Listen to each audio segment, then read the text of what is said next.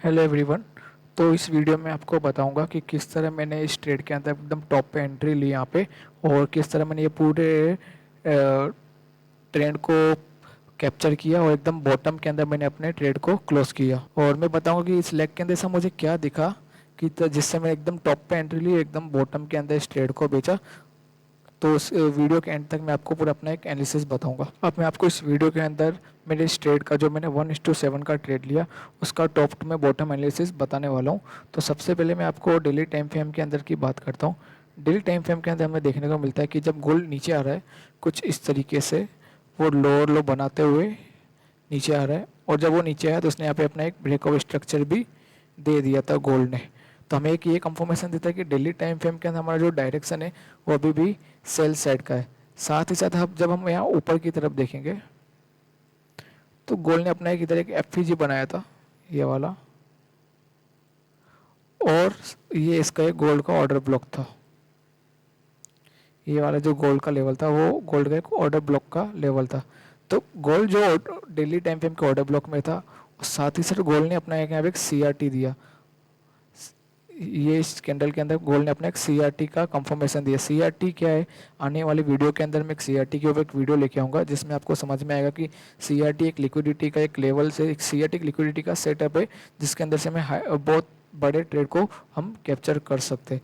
तो daily time frame के अंदर हमें यहाँ पे सीआरटी देखने को मिला जो मुझे कंफर्मेशन दे देता है कि गोल्ड का जो ट्रेंड का कंटिन्यूएशन है कुछ इस तरीके से नीचे की साइड रहेगा। तो अब हमें जो भी ट्रेड देखने हैं वो डाउन साइड के बायस वाले ट्रेड देखने हैं। तो मुझे यहाँ पे अपने एक बायस कंफर्मेशन बायस मिल गया कि अब मैं जो भी ट्रेड देखूंगा वो डाउन साइड के ट्रेड देखूंगा। साथ ही साथ मुझे एक और चीज़ क्या देखने मिली कि गोल्ड ने यहाँ पे जब ब्रेकआउट स्ट्रक्चर दिया था, अपना ब्रेकआउट स्ट्रक्चर देने के बाद ये जो लेग है गोल्ड का, जो इतना वो इस लेग के अंदर ऊपर आया है, मैं आपको ये लेग मार्क करके दिखाता हूँ। गोल्ड का ये जो लेग है, ये वाला लेग, जो इस गोल्ड के अंदर जो लेग है जितना ऊपर आया, जो इतने बुल जैसे एक रन दिया था अपवर्ड डायरेक्शन के अंदर, वो ये कुछ नहीं, ये खाली एक लोगों को एक ट्रैप करने के लिए, किस तरह ट्रैप करने के लिए मैं आपको ये भी बताता हूँ। जब प्राइस नीचे आ रहा था डेली टाइम फ्रेम के अंदर, तो उसने एक यहाँ पे इस वाले लेवल पे एक बेरिज इंगल्फिंग बनाई, एक ये बेरिज इंगल्फिंग हुई, एक डेली टाइम फ्रेम पे एक ये बेरिज इंगल्फिंग हुई। जब गोल्ड नीचे आ रहा है तो कुछ इस तरीके से 3 से 4 बेरिज इंगल्फिंग देते हुए नीचे आ रहा है। लेकिन एक चीज़ बता, जब गोल्ड ऊपर की तरफ जा रहा था क्या उसने एक भी बुलिश इंगल्फिंग दी? नहीं। इसका मतलब कि जो ट्रेंड है अभी भी डाउन साइड की तरफ कंटिन्यूएशन है। साथ ही साथ जब ये जो लेग था, जो गोल्ड इतना ऊपर आया, वो कुछ और नहीं था, वो गोल्ड का एक इंडोर्समेंट था। इंडोर्समेंट कैसे? ये जो लेग है पूरा गोल्ड का एक इंडोर्समेंट लेने के लिए ऊपर आया था, वो भी ऑर्डर ब्लॉक पर। अब मैं ये पूरा सिचुएशन में आपको आगे की तरफ दिखाता हूँ। अब हम यहाँ पे आते, हमें इतना पता है ये पूरा लेग है, यहाँ पे प्राइस बेरिज इंगल्फिंग यहाँ दिया, गोल्ड ने अपने एक बेरिज इंगल्फिंग वाली कैंडल यहाँ दी।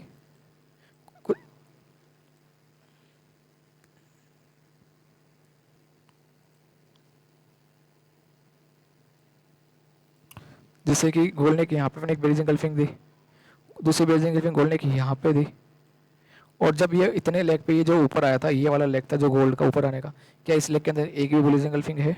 एक यहाँ बुलिश इंगल्फिंग है ये वाली, लेकिन गोल्ड ने उसको भी एक रिस्पेक्ट नहीं दी, फिर से गोल्ड ने उसके लो को भी तोड़ दिया था। तो इतना पता चल गया कि ये जो गोल्ड का ये जो ऊपर आने वाला लेवल था वो इंडोर्समेंट था। और जब इस बार ये ऊपर आया था ना, तब यहाँ पे भी आप देखो डेली टाइम फ्रेम के अंदर फिर से एक इस लेवल पे एक सीआरटी देखने को मिला था। ये जो कैंडल है डेली टाइम फ्रेम की, ये कैंडल भी एक सीआरटी की कैंडल है। प्राइस ने प्रीवियस डे की हाई को स्वीप किया है, और उसके बाद उसका जो टारगेट था वो उसके लो तक का टारगेट था। तो यहाँ पे फिर से एक डेली टाइम फ्रेम का सीआरटी देखने को मिला, और इधर भी गोल्ड अपने एक बेरिश साइड के ऑर्डर ब्लॉक के अंदर था। तो कुछ उसी तरीके का सिनेरियो अभी भी बन रहा है। फिर प्राइस बेरिज इंगल्फिंग बनाते हुए नीचे आ रहा है, ये इसका जो अपवर्ड मूवमेंट है वो आईडीएम हुआ, और यहाँ पे फिर से गोल्ड ने एक अपना सीआरटी दिया।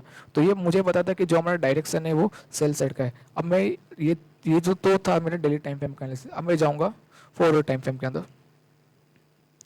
4 टाइम फ्रेम के अंदर प्राइस ने यहाँ पे देखो ये ली एक बेरिज इंगल्फिंग कैंडल, साथ ही साथ गोल्ड ने अपने एक सामने एक बुलिश इंगल्फिंग कैंडल भी दी, और अपना एक इस हाई के ऊपर क्लोज दिया।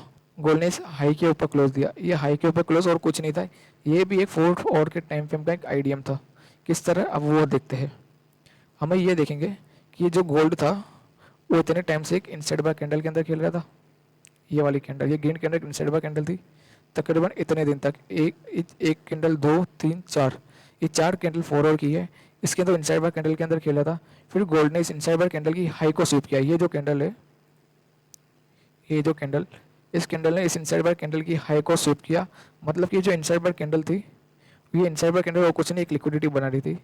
तो गोल्ड ने इनसाइड बार कैंडल की हाई को स्वीप किया। हाई को स्वीप करने के बाद उसने यहाँ पे इस स्विंग लो के नीचे यहाँ पे क्लोजिंग दी, साथ ही साथ एक यहाँ पे स्विंग लो के नीचे क्लोजिंग दी। वो भी कैसे, एक बेरिज इंगल्फिंग वाले कैंडल के साथ। तो मैं समझ गया था कि प्राइस अब नीचे जाने की फिराक में, अब उसको ऊपर जाने में कोई इंटरेस्ट नहीं है। तो यहाँ से मेरा एक 4 आवर के टाइम फ्रेम के अंदर एक अपना स्ट्रक्चर शिफ्ट में यहाँ पे मुझे एक एमएसएस देखने को मिल गया, एक अपना स्ट्रक्चर शिफ्ट देखने को मिल गया। अब हम जाएंगे 1 आवर टाइम फ्रेम के अंदर। अब जो खेल बना था वो पूरा 1 आवर टाइम फ्रेम के अंदर बना था, तो मैं आपको वो भी बताता हूँ। अब ये चार्ट है 1 आवर टाइम फ्रेम का। जैसे कि आप यहाँ देखना, ये 1 आवर टाइम फ्रेम पे यहाँ पे हमें मिली एक लिक्विडिटी स्वीप। इस लेवल पे हमें मिल गया एक लिक्विडिटी स्वीप वाला एरिया, ये हो गया। लिक्विडिटी स्वीप मिलने के बाद यहाँ पे वो 1 आवर टाइम फ्रेम का market structure shift. Market structure shift मिलने के बाद यहाँ पे मिला हमें ब्रेक ऑफ स्ट्रक्चर। अब ये जो ब्रेक ऑफ स्ट्रक्चर मिला, यहाँ ये वाले लेग में प्राइस ने फिर से अपना एक दिया ब्रेक ऑफ स्ट्रक्चर। अब ये जो था, ये एक था पूरा आईडीएम वाला। आईडीएम वाला कैसे कि यहाँ पे एक बनाया था प्राइस ने एक बेरिश साइड का ऑर्डर ब्लॉक एफयूजी, प्राइस इंड्यूसमेंट लेने ऊपर गया, साथ में साथ एक आईडीएम दिया। ये आईडीएम हुआ, आईडीएम के बाद प्राइस ने अपने यहाँ पे दिया बेरिश साइड का ब्रेक ऑफ स्ट्रक्चर दिया। अब हम वेट करेंगे कि ये जो लेग है, इस लेग के अंदर ये एक वाला ऑर्डर ब्लॉक और ये 2 एफयूजी, ये वाला लेवल है एफयूजी का। प्राइस यहाँ पे इस लेवल पे आए और एक अपना एक रिटेस्ट दे। प्राइस इस वाले एफयूजी पे आता है, ये ऊपर वाले एफईजी पे प्राइस आता है। इस वाले एफईजी पे आने के बाद जब हम 15 मिनट टाइम फ्रेम पे जाएंगे तो हमें एक और चीज़ देखने मिलेगी। 15 मिनट टाइम फ्रेम के अंदर यहाँ पे अभी हमें लिक्विडिटी स्विप अभी हुआ है नहीं, तो हम वेट करेंगे 15 मिनट टाइम फ्रेम के अंदर हमें एक लिक्विडिटी स्विप देखने को मिले।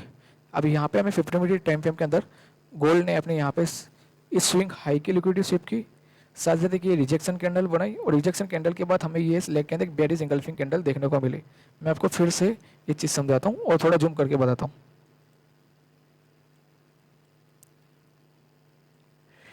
जब हम इस कैंडल को ध्यान से देखेंगे तो स्विंग हाई है, 15 मिनट टाइम फ्रेम के अंदर स्विंग हाई की लिक्विडिटी स्विप हुई।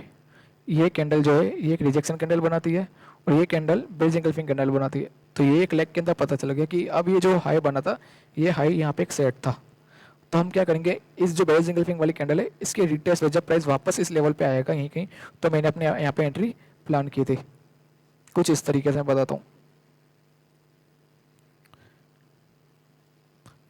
प्राइस नेक्स्ट कैंडल में इसको रिटेस्ट करता है और जब हम यहाँ पे एक वॉल्यूम प्रोफाइल को देखेंगे, वॉल्यूम प्रोफाइल के अंदर पीओसी, जैसे ये ब्लैक लाइन है ना, ये पीओसी जो एक पॉइंट ऑफ कंट्रोल है। तो आने वाले वीडियो के अंदर एक वॉल्यूम प्रोफाइल के ऊपर भी एक वीडियो पूरा लेके आऊँगा। तो ये पीओसी के ऊपर में बेरिश इंगल्फिंग मिली, रिजेक्शन कैंडल मिली, साथ ही साथ ये 1 आवर का एफईजी था, 4 आवर का भी इधर ही एफईजी है।